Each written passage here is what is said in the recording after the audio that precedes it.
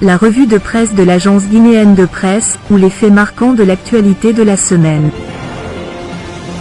Bonjour et bienvenue dans la revue de presse de l'AGP. Voici ce qui concentre l'actualité de la semaine. Les conseillers nationaux adoptent le rapport volet recettes du projet de la loi de finances rectificative 2024. Titre: le renifleur 224.com. Cette rencontre a mobilisé entre autres les membres du CNRD, les membres du gouvernement, les conseillers nationaux et les cadres de l'administration parlementaire.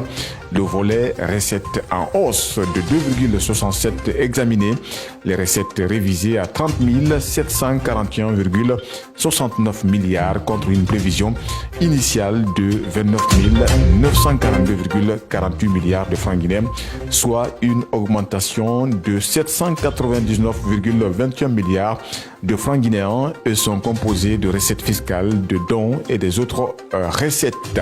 Les recettes révisées estimées à 30 741,69 milliards contre une prévision initiale de 29 942,48 milliards de francs guinéens, écrit aussi l'AGP. À la une également cette semaine, le CNT soumet le projet de guide de la logistique pour examen et validation, lit-on sur le site mosaïqueguinée.com.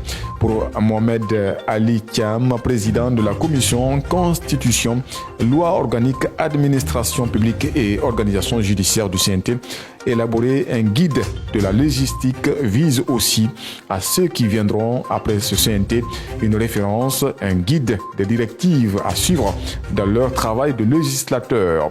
C'est un document de référence qui va harmoniser les mécanismes rédactionnels des textes de loi, écrit sur sa page l'agence guinéenne de presse. Avant projet de la nouvelle constitution, le président du CNT aborde les questions de la presse. C'était à la une du site avenirguinée.org.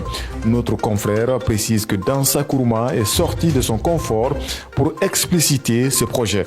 Docteur Dansa Kourouma sur la candidature indépendante. C'est le seul pays au monde où le parti s'achète, décrypte le renifleur 224.com.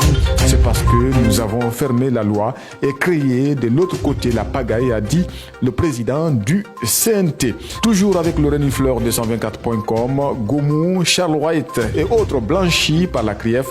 Ça ne m'étonne pas, je n'abandonnerai pas, jure Farenta, relève Média Guinée, auteur des dénonciations dans la passation des marchés contre les anciens premiers ministres et ministres Alseni Farenta Camara, responsable à l'organisation du FNDC, s'est prononcé mercredi sur cette décision du parquet spécial de la Cour de répression des infractions économiques et financières. Sommet Chine-Afrique sur la coopération numérique.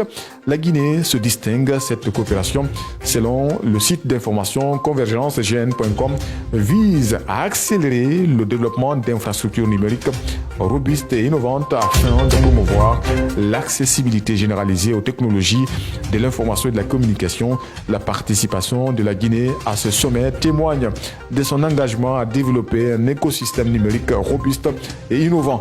Au même moment, le gouvernement lance la couverture médicale universelle pour les fonctionnaires et les retraités, lit-on chez l'AGP.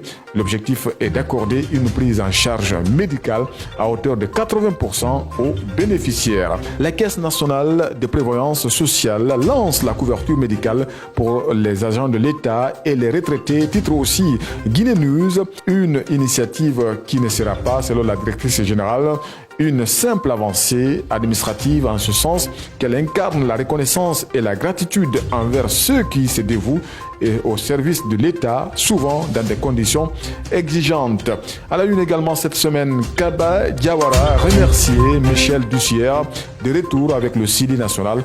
Kaba Diawara aura passé 2 ans et 4 mois à la tête du Sili national, selon Foot 224, avant de voir son aventure prendre fin.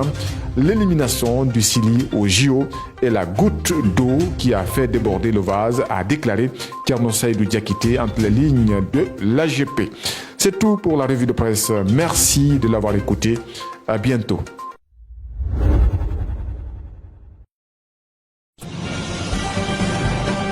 C'était la revue des publications ou presse hebdo de l'agence guinéenne de presse.